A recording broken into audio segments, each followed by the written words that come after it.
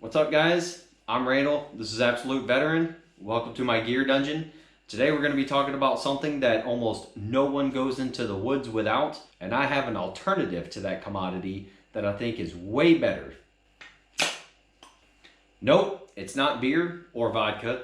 I'm going to tell you exactly what it is. So grab a cold one, grab a seat, and stick around.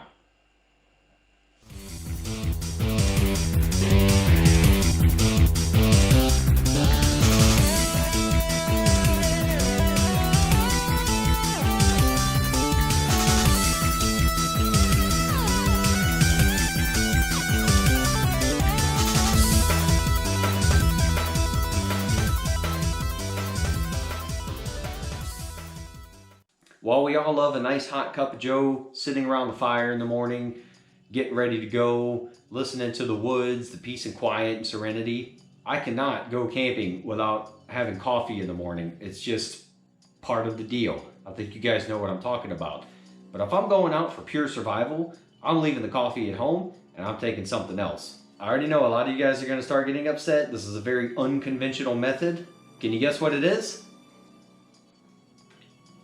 Nope, it's not beer. Beer's too heavy. You don't want to be running around the woods drunk in a survival situation. It's the other end of the spectrum, and that is pre-workout. It doesn't have to be NO Explode. I don't give a crap what you buy, but it does have to be a good one. Before you run away, hear me out. Here's the problem with coffee. I have two arguments against coffee for a true survival situation. I only need one. I'm gonna give them both to you. So number one, unless you are a ranger or a snake eater, you're gonna be drinking your coffee warm. And you know what? One of the first ways to get caught in a survival situation is odor. You could have smoke from the fire, you could have steam from the boiling water on your pot, and the coffee itself smells. You've already given away your position with fire, smoke, and odor.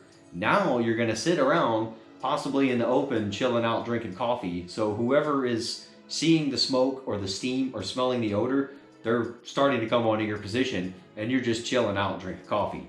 Bad idea in a survival situation. So I'm gonna have a lot of videos on how preppers on YouTube screw things up and give you guys bad advice. Stick around for that because they're gonna be worth it. But I know a lot of bushcrafters especially, and a lot of these bug out guys, they put up videos of them building these insane, luxurious beds and everything. Look, if you're in a truly survival situation, if you sleep at all, it's gonna be extremely uncomfortable. Every little thing throughout the night or day, however you're sleeping, is gonna wake you up. If you're sleeping at all, it's not gonna be very comfortable. It's probably gonna be covered under mud and leaves so you're not spotted at night. When you do wake up and it's time to move again, you're gonna be exhausted. Your nutrition is not on point. And you know what? In a survival situation, you could always use a pep. Enter the pre-workout. I know a lot of the special guys downrange, they do some extra stuff to get a pep and get past the exhaustion and crappy diet, but most of us grunts never had that opportunity. We did basically survive on Rippets, which is a very sugary, cheap, crap energy drink with almost no nutrition in it. Pre-workout, on the other hand, you get the same or more caffeine per scoop than you would in a cup of coffee. You also have vitamins and minerals, which, if you think about it, in a survival situation, your diet is probably not on point. Vitamins and minerals can actually help you greatly. As an example, this one has a lot of the B vitamins and folate. That's all good for blood flow, immune system. This one also has calcium, magnesium, sodium, and potassium. That's count them, 4 of your electrolytes. If you haven't seen my video on the importance of electrolytes in a survival situation, go check that out. Electrolytes can mean survival or death in a truly dire situation in a wilderness. Another thing, a good pre-workout is going to have niacin. So if you've ever taken pre-workout and you started to get itchy, like for me it's around the ears, that's not the caffeine, that's the niacin. So to simplify it, niacin helps the red blood cells take up oxygen. Better oxygen uptake means better performance. That's why a lot of athletes do this stuff, which is why soldiers do it. Your diet sucks, you need extra oxygen to move around, bam, niacin. Another thing is a good pre-workout will have creatine in it. Creatine is the only sport supplement that is truly backed by science. Do some research, you'll see what I'm talking about. So creatine can help you build muscle, but in a survival situation, it can help you retain muscle. Think about that. you're moving all day, you're exhausted, your diet sucks. You don't want to be burning off muscular tissue. If creatine is going to help you maintain that muscle mass to keep moving every day and carry your shit and possibly work in the woods, that's a plus. And lastly, most pre-workouts have a decent amount of sugar in them, which is just a little bit of extra fuel, some glucose for you.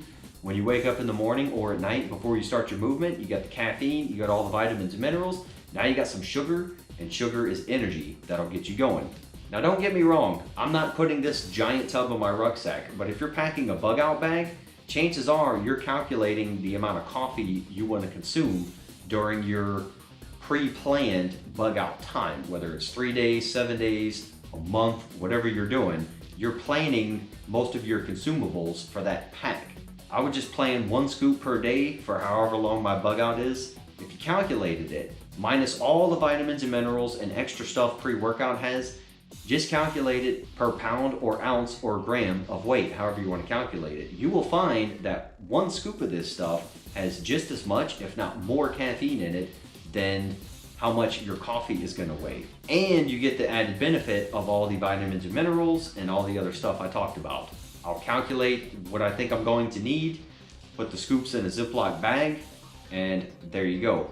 Interestingly enough, I've been carrying this stuff for like 18 years, so every time I went to the field or on a deployment and I had to go through customs, I'd put it in a Ziploc bag and it looked like a different kind of substance, so I would purposely write giant with a Sharpie, not cocaine, just to kind of have fun. And you know what? None of the custom guys ever cared. They never came after me, they never wanted to question me. I was pretty sad about that. So if you have NO Explode in a Ziploc bag, your bug out bag, it'll fit just as easily as your little coffee packets do, wherever you put those. Now, does this stuff give off a smell? Of course it does. But the important thing to remember is it only gives off a smell when you open the bag to put the scoop in your bottle that you're already carrying. Most of you guys have Nalgene bottles and all these other crazy things. So it gives off a smell once you bust open that Ziploc bag, put it in your container, close the Ziploc bag, and then basically anytime you open your bottle. So yes, it does give off an odor, but compare that to the consistent long-term odor that fire, smoke, steam, and coffee gives off. Consuming the coffee, you're talking about at least 10 minutes to drink a hot beverage. That's a long time for the odor to be out there compared to just opening a bag, putting in a scoop, shaking it, there you go. So especially in my sniper days, what we learn in fieldcraft is once you break one of the rules of stealth, you have to move positions, okay? So if you're sitting there consuming coffee, just hanging out for a long time, you're breaking a lot of rules of stealth and security. So opening a bag, drinking something, maybe you gotta drink it on the move, that's a lot less odorless in my opinion.